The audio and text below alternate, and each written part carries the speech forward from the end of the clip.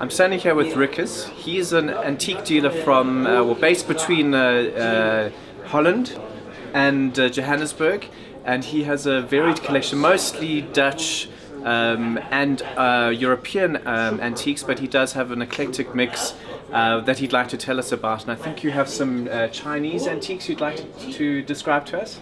Yeah, we are standing here in front of an 18th century burr walnut show cabinet. And you have to see that nowadays a status symbol is a Lamborghini or a Rolex. But in the 18th century in Holland, the status symbol was Chinese porcelain. And these cabinets are specially designed and made to show a wealth of Chinese porcelain. The Dutch in the 17th and 18th century were the biggest traders in the world in Chinese porcelain. They were even 5 times bigger than the English East India Company.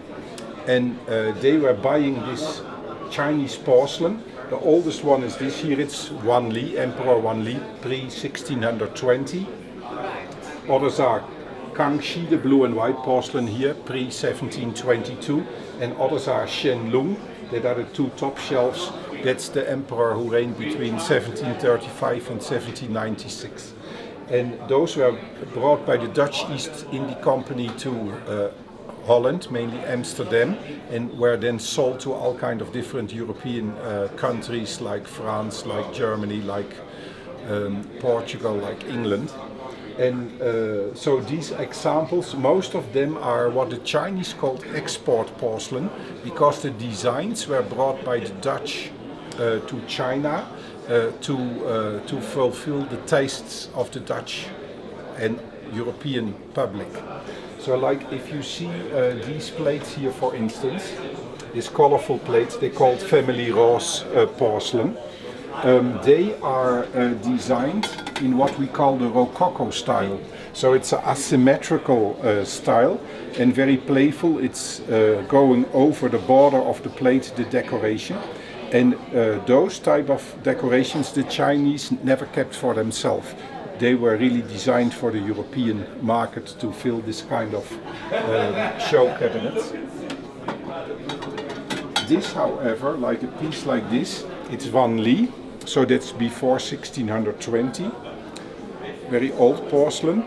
That was also kept by Chinese people themselves, but it was also exported. The first ship with this porcelain arrived in 1602 in Holland, and it was auctioned. And then Chinese porcelain became the big fashion of the day. Because from where I'm standing, it looks like a lot of the pieces aren't marked. Are they in fact marked? How do you identify them? Some are marked. Look like this one you see is marked. This is the mark of the Emperor Kangxi, which is before 1722. But in fact, the Chinese were only marking them if they were intending to keep them in China. I see. Because the Europeans couldn't read these marks anyway. So what sense would it be to mark them?